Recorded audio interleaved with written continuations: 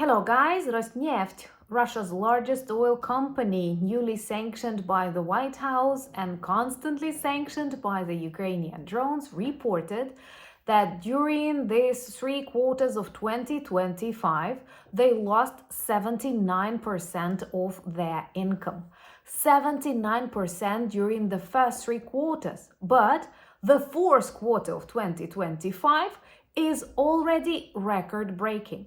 In November alone, Ukrainian drones neutralized 14 different oil facilities, mainly oil refineries in different distant parts of the Russian Federation, also oil terminals in a number of seaports, and even shadow fleet tankers.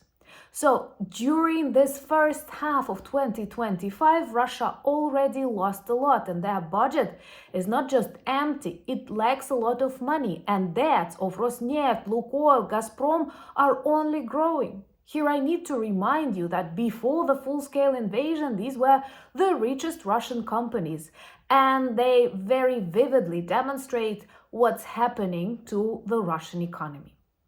And we keep targeting and destroying Russia's oil industry because the destroyed Russian oil industry ruins their economy way faster. That is an extremely humane and effective way to bring truly lasting peace to this part of the world. My name is Anna, I'm from Ukraine, I'm in Ukraine, and if you want to see the defeat and demilitarization of Russia that has already started, subscribe, share these videos, help us spread the truth. So November was a record-breaking month for the Ukrainian drones that kept visiting different oil facilities in very different parts of the Russian Federation, distant, located far away from the Ukrainian border, but effectively targeting and paralyzing the already extremely weak oil industry of Russia.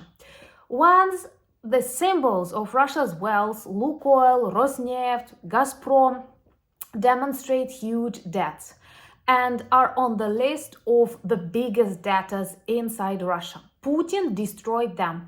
They destroyed themselves when supported the so-called special military operation. And now you know that the end of the year is time when different companies report about their financial losses, if that's Russian companies. So Rosneft had to speak about the first 3 quarters of 2025, and they state that they had already lost 79% of their income. Once again, if we're talking about these first 3 quarters, it does not count November. And these active visits of the Ukrainian drones to Russian oil refineries began this summer. So, with November and 14 more oil refineries in Afipsk, in Novorossiysk, in Saratov, in Ryazan targeted during November, we may say that this income dropped even more. So this is the effect of the Ukrainian drone sanctions and the isolation of Russia when they cannot buy the things they need for the repairs or maintenance of these targeted oil ports, refineries, and tankers. And here I have to react that so many countries started protesting against Ukraine neutralizing the sanctioned fleet. I did not see any of their reaction when, for example, Russians killed 35 people in Ternopil in an apartment building during just one night. They did not speak about that. And as a Ukrainian, I can guarantee you that it's not the first time that the way we defend ourselves is described as an escalation.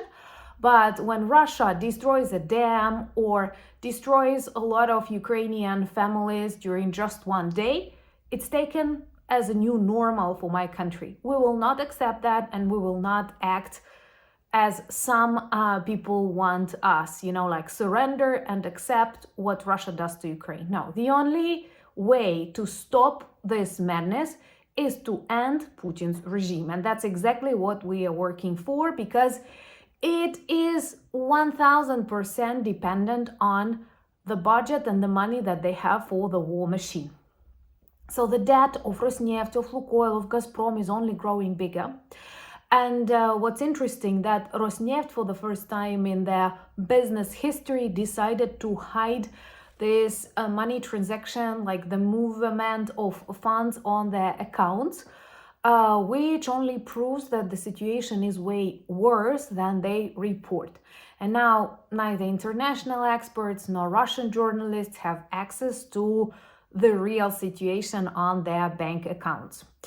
And in general, to sum it all up, they planned to earn during these 3 quarters 926 billion, and they earned 277. That is already too much. And if you want to prevent Russian shadow fleet tankers from exploiting in the waters, even though they are empty at that moment, remember to stop buying Russian oil, especially oil that is sanctioned, and it's official that you cannot do it. It is that easy.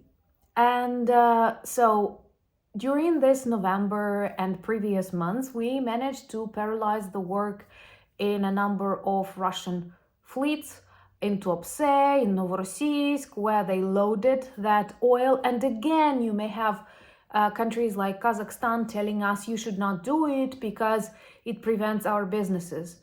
I am sorry, we're talking about the survival of our children. We're talking about the oil that is already under sanctions and you're not supposed to buy it. You're not supposed to cooperate with Russia. It's forbidden, so don't do it. And apart from these working oil sanctions, drone sanctions, Rosneft and Lukoil new limitations coming from the White House, there is also a problem with the prices. Oil prices keep dropping, and it's always deadly for the Kremlin, be it in times of the Soviet Union or now. And also when sanctioned, and when Russians want to keep selling their oil that others are not supposed to buy, and they keep dropping the prices because that is what makes others still consider buying that oil. And they literally sell it for nothing, and it doesn't bring anything to the Russian budget. And they do it because they need to keep selling it because it burns out in their oil refineries, in depots. It's dangerous to keep oil on the Russian soil, and they have nowhere to sell it, so they sell it for nothing. And they are afraid that at a certain moment in time, they will have to suspend their sales and stop the production, the pumping of oil. And if this happens and these wells are frozen, it's the end for the Russian oil industry. It's something that Venezuela went through, and like everybody understands that, but it's in the near future for the Russian Federation. And I believe that Lukoil, for example, or Rosneft understand that. And there is nothing they can do. Well, actually, there is. Putin must be sent to The Hague. Those responsible for war in Ukraine must be sent to The Hague. Justice must be served. And then demilitarize defeated Russia, and we can talk about the lasting peace. Remember to share these videos to spread the truth and to spread the information about the state of Russian economy and Russian oil industry, because oil industry is the basis of their budget. It's that simple. And if they report they've lost 79%, just imagine what's happening inside their budget, inside their banking system. It's boiling. It's empty. It's just like evaporating. And talking about prices, remember we still have -15 sale on all the products in our merch shop. So do check them. Maybe that's a good, meaningful present for the holiday season, and also a good way to start conversations about Ukraine and remind people about our fight. Also follow me on X, Instagram, Blue Sky, Threads, and Discord. The links you will find again in the description of this video. Thank you for buying me coffees, becoming my patrons and sponsors of the channel, but most importantly, thank you for standing with Ukraine. Слава Україні!